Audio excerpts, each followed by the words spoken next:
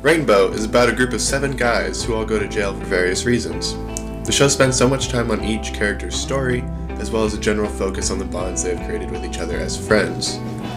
The show starts with the 6 newcomers, Joe, Turtle, Cabbage, Uncovered, Soldier, and Mario, arriving at jail and meeting Sakuragi, or Bro, as he's often called throughout the show, an inmate who has been there for a while and serves sort of as their mentor.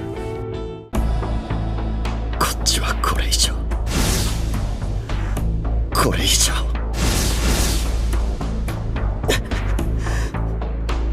舐められるわけにはいかねえんだ。 Also, if I can mention Rainbow's opening, it's definitely one of the best I've ever seen. Sunlight was the only thing that felt right before I came here. But inside, it feels like it keeps raining. And every drop is like the tears we could cry. Because inside we were all alone. But this place gave us something that somehow made us strong. Take comfort in knowing that my word is in fact not the law, and I could easily have all the wrong opinions. Rainbow's a psychological anime. It's very dark and brutal.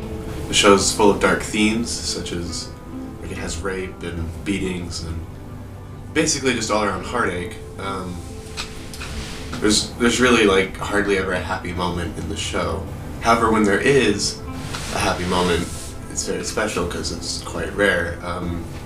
The show's also kind of slow, if that bothers you. I didn't really have a problem with it though. One problem I did have with the show is it seemed like all the authority figures were just, like, incredibly mean, which is sort of a point for the show, but I really think they exaggerated that just beyond the point of realism. The show actually reminded me quite a lot of the Shichinin Redemption, the first half anyway. All of the characters were really great. It's hard to choose a favorite, but I think if I have to, Joe is probably my favorite character, and I definitely liked his story arcs the best. It was a really close race with Mario, though. While I'm talking about characters, let me mention how difficult it is to remember all of them. Because they all have a real name and then a nickname.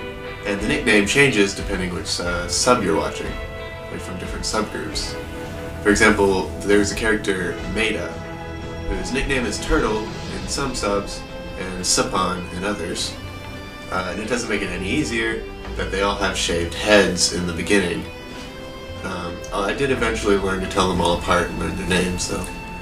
My least favorite character was probably Ishihara, not just because he's the villain, but he's also like the biggest example of the exaggeration I mentioned earlier, and his character design is so ugly. I think they really could have done better with him, because the potential was certainly there. The animation wasn't great, but this isn't really a new show. However, I did really like the character designs and how they will create freeze frames. They can colorize them with a rainbow, sort of like as punctuation, or to just emphasize certain moments in the show. For my score, I'm going to mark Rainbow a 9 out of 10, which is definitely biased because psychological anime are my favorite, but unlike most other good reviewers, I based my score mostly on my personal enjoyment. So if you liked Rainbow, I would definitely point you towards my personal favorite anime, Requiem for a Phantom. You could also check out a show called Monster, or Gunslinger Girl is a good one. And there's also Death Note if for some reason you haven't seen that already. And another one. I can't really recommend Gurren Lagann for Rainbow since the shows are so vastly different, but if you've seen both, then you know what I'm talking about. Then you'll notice the interesting amount of similarities there are between the two. As always, thanks for your time, and feel free to comment or even subscribe, and see you around, or have you see me around. Anyways, until next time.